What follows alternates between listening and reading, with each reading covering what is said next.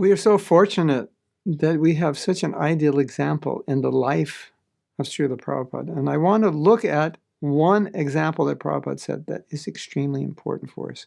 And it's how Prabhupada understood perfectly the heart of Srila Bhaktisiddhanta, and how what he understood from him stayed with him at the forefront of his consciousness and never left him, and was always his guiding point in executing the order of spreading Krishna consciousness.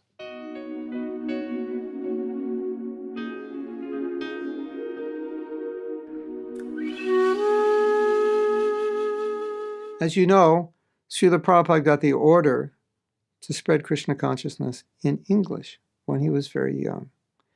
And it wasn't till he was older, at the age of 69, he was able to come to America and finally make that attempt to execute the order, although he was executing the order by writing in English.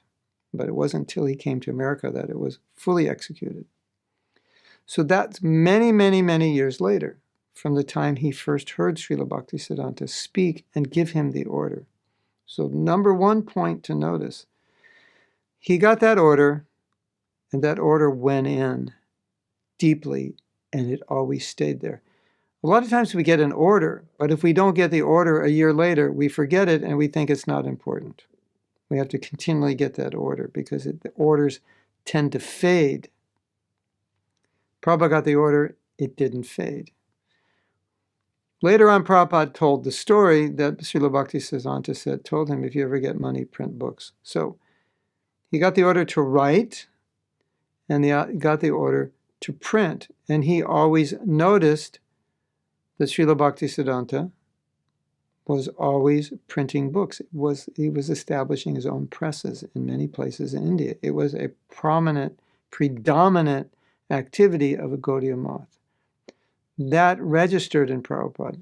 Preach in the West, write books.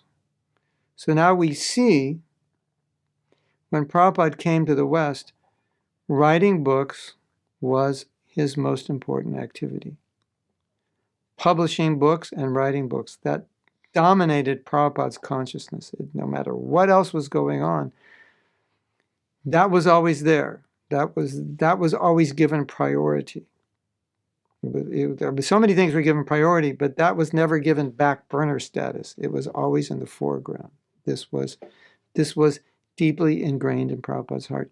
He understood that deeply, that deep desire of Srila Bhaktisiddhanta. Now, sometimes there's questions to the value of distributing books, or you can even say the validity. Should we be doing this? Is there something else we should be doing? Or, okay, we should be doing it, but people don't seem to be reading the books, or maybe they're reading and they don't understand them. Maybe we need to follow up more, or maybe we need to have other programs to get them interested, and then they'll buy the book.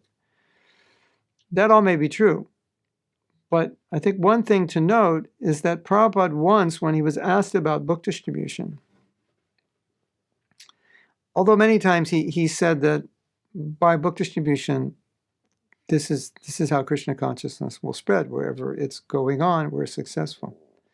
But there was another time when he was questioned more about the validity of it. Is it really going to work? Because sometimes we don't see an immediate response. We just see millions of books have gone out, and there's 30 people at the Sunday feast, although in that city, maybe we've distributed 2 million books, 5 million books, some or more even. And so the question, is it valuable?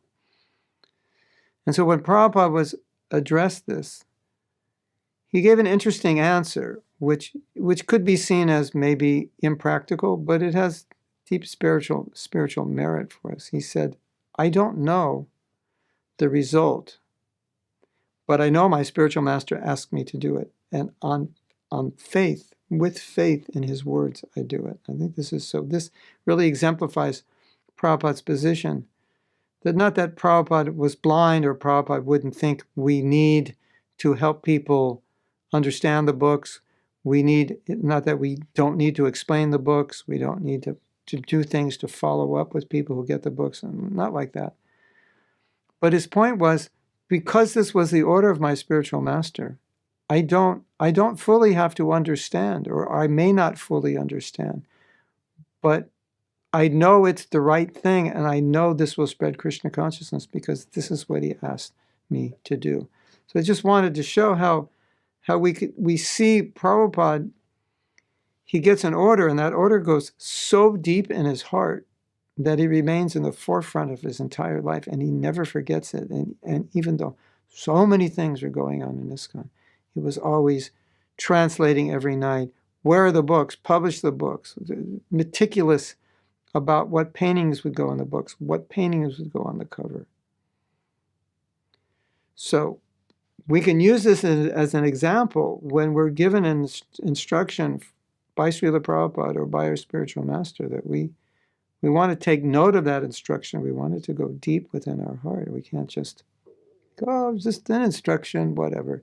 No, that was not the example Prabhupada said. And he took many other instructions very, very deeply. Not just that. I just focused on that. But he took many, many instructions very, very deeply. That's the example we have with Srila Prabhupada.